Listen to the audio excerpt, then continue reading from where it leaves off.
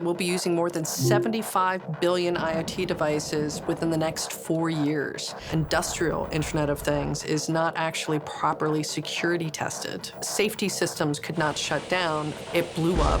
Cyber has killed people. Unfortunately, many of these industrial IoT devices run on very outdated, vulnerable operating systems, which can be a very easy way for attackers to exploit and bring down entire businesses.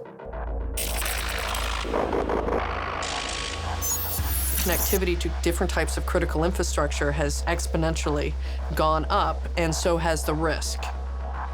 I want to retire knowing that my own technology won't kill me.